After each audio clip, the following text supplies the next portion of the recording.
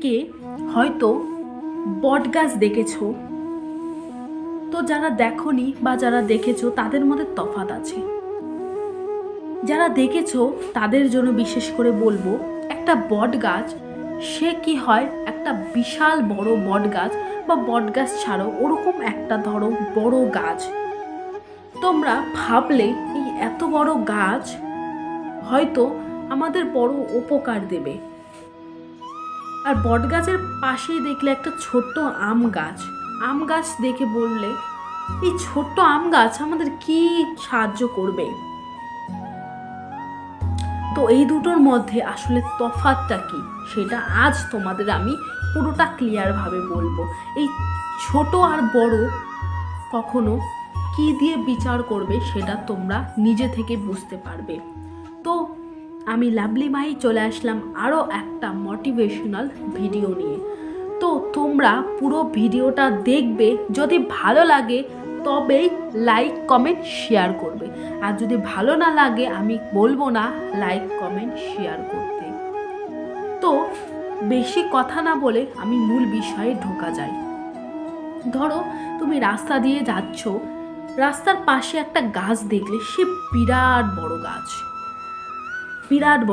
তুমি গাছটাকে দেখে ভাবলে এই গাছটাকে যদি আমরা পরিচর্যা করতে পারি তাহলে হয়তো আমরা অনেক কিছু অর্জন করতে পারবো। এই বড় গাছটাকে যদি আমরা জল দিয়ে আরো বড় করতে পারি, আরো লতানো করতে পারি, হয়তো এর থেকে আমরা কিছু অর্জন করতে পারবো।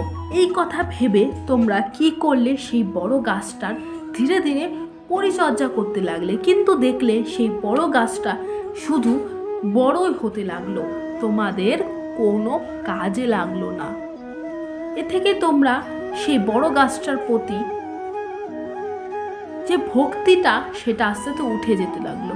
অন্যদিকে সেই ছোট্ট আম গাছ যে কিনা তাকে যদি পরিচর্যা করা যেত সে ধীরে ধীরে আম দিত, এমনকি আম যেটা আমাদের স্বাস্থ্যের পক্ষে ভালো। তোমরা কি করলে, সেই ছোট্ট আম গাছটাকে দেখে তোমরা সেই আম গাছ থেকে দূরে সরে গেলে, কারণ সেই আম গাছটাকে পরিচর্যা করে আমাদের কোনো লাভ নেই। তোমরা সেই আম গাছটাকে ছোট দেখে ভাবলে পরিচর্যা করতে অনেক সময় লাগবে, এ থেকে আমরা কিছু লাভ পাবো না, এভাবে তোমরা সরে গেলে। তো দেখলে আজ থেকে 10 বছর পর সেই আম গাছটাই তোমাদের অনেক অনেক উপকারে লাগলো সেই বট গাছের তুলনায়। হ্যাঁ, বট গাছ তোমাদের ছায়া দেয়, কিন্তু আম গাছের মতো পুষ্টি দিতে পারবে না। আম গাছের নিচে দাঁড়াবে, সে আম গাছও তোমাকে ছায়া দেবে, বট গাছও ছায়া দেবে, তাহলে পার্থক্য কিছু হলো না। কিন্তু একটা আম গাছ যখন সুস্বাদু ফল দেবে তখন দেখবে আম গাছের গুরুত্ব কতটুকু।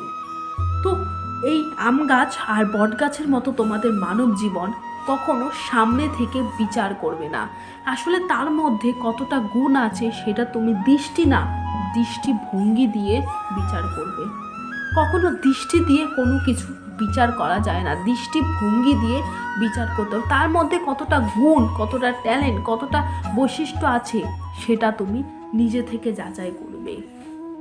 একটা মানুষ যে ধরো একটা গার্লফ্রেন্ড বয়ফ্রেন্ডের কথা বলি, একটা ছেলে প্রতিদিন আসতো সাধারণ স্যান্ডেল গেঞ্জি পরে আর একটা হাওয়াই জুতো পরে। সেই মেয়েটা ছিল অনেক বড় লোক, সেই মেয়েটা সেই ছেলেটাকে প্রতিদিন দেখতো এইভাবে স্যান্ডেল গেঞ্জি এরকম জামা পরে আসতো। আসলে সে হয়তো টাকা পয়সা নেই, সেই কারণে সে এইভাবে সেই মেয়েটা ধীরে ধীরে 1 বছর তার সাথে সময় কাটালো, কিন্তু সে বুঝতে পেরে গেল সেই ছেলেটা আসলে একটা গরিব ঘরের ছেলে। কিন্তু সেই মেয়েটা জানতোই না সেই ছেলেটা আসলে তাকে 1 বছর ধরে পরীক্ষা করছিল। অবশেষে যখন সেই মেয়েটা তাকে ছেড়ে চলে গেল, তার 1 মাস পর সেই ছেলেটা যখন তার সামনে দিয়ে 4 চাকা গাড়ি নিয়ে ঘুরছিল, তখন সেই মেয়েটা আফসোস বোধ করতে লাগলো। তখন ছেলেটা তাকে বুঝিয়ে দিল, কখনো বাইরের পরিস্থিতি দেখে, কখনো বাহ্যিক পরিস্থিতি দেখে কাউকে বিচার করতে নেই, তার ভেতরে ঢোকার চেষ্টা করো মন প্রাণ দিয়ে, মন থেকে ভালোবাসতে শেখো, মন থেকে বোঝার চেষ্টা করো, দৃষ্টি না দৃষ্টিভঙ্গি দিয়ে বোঝার চেষ্টা করো। সেই ছেলেটা তাকে তাই বুঝিয়ে দিল। এ থেকে আমাদেরও বোঝা প্রয়োজন, কখনো কাউকে দৃষ্টি দিয়ে না দৃষ্টিভঙ্গি দিয়ে বোঝা প্রয়োজন। কখনো কাউকে এই সামনে থেকে দেখে কোনো কিছু ভাবা উচিত নয়, বরং তার সামনে গিয়ে কথা বলে তার সাথে মনের ভাব গড়ে তোলা প্রয়োজন।